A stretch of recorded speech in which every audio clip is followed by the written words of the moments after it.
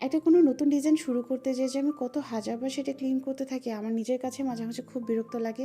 কিন্তু তারপরে পরবর্তীতে মনে হয় যে না, ঠিক আছে, একটু ধৈর্য নিয়ে হইলেও একদম স্টার্টিং থেকে যেন সুন্দর ফিনিশিং বা সুন্দর মন মতো যেন কাজটা শুরু করতে পারি, সেটার ভাবেই কাজটা শুরু করি। যার কারণে বারবার যদি ক্লিন করতেও হয়, তারপরে মনে হয় যে না, একটু ক্লিন করিয়ে নিই যেন তা ভালো লাগে। যদিও এই প্যাটার্নের কাজ আমার একদমই করা হয় না, বা আমি দেখা যায় ম্যাক্সিমাম সময় এই টাইপের ডিজাইন না আওলাই ফেলে।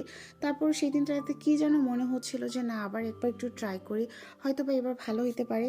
তো সেই এক্সপেকটেশন নিয়ে কাজ করছিলাম, যদিও খুব টেনশন লাগছিল যে আবার যদি খারাপ হয়ে যায় তখন না খুবটা মনটা না খারাপ লাগবে।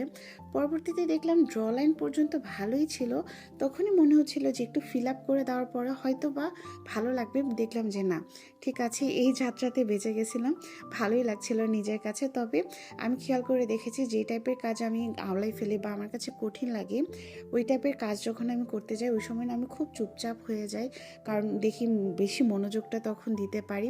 যদিও আমি একদমই চুপচাপ স্বভাবের না, সারাক্ষণ পকর পকর করতে থাকি, যাকে মেহেদি পরাই দিতেছি তার সাথে বিভিন্ন গল্প করি। কিন্তু আমি খেয়াল করে দেখেছি এই টাইপের কাজ করতে গেলে আমি অটো চুপ হয়ে যাই। যদিও আপুটা তখন বুঝতেই পারছিল যে আমি একটু টেনশানেই ছিলাম, কারণ আমি চাচ্ছিলাম না যে এত সুন্দর হাতে আমি উল্টাপাল্টা কোনো ডিজাইন দিয়ে আর কি নষ্ট করি। আমার নিজের কাছে খুব বোরিং লাগে, মনে হয় সবগুলো ডিজাইনে অলমোস্ট সেম প্যাটার্নেরই।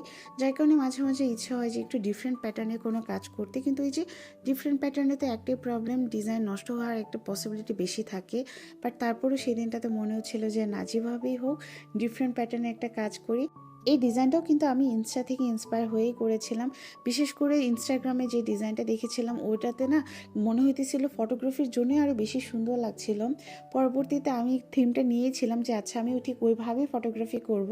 কিছু কিছু ডিজাইন থাকে যেটা না ফটোগ্রাফির দ্বারাই একদম টোটালি ডিফারেন্ট দেখায় বা অনেক বেশি সুন্দর দেখায়। কিন্তু আফসোস সেই দিনটাতে আমার এখানে টিউটোরিয়ালের ডিজাইনটা ভালো লাগলেও কেমন যেন আমি যখন ছবি তুলি ওর পরে না একদমই ভালো লাগছিল না।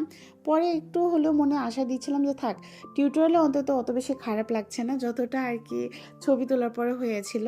আর ফিঙ্গারের কাছে একটু ডিফারেন্ট টাইপের ডিজাইন করতে চেয়েছিলাম, পরে মনে হলো থাক বাবা, আবার কিছু উল্টাপাল্টা করতে যে নষ্ট হবে, তাই আগেরটাই করছি।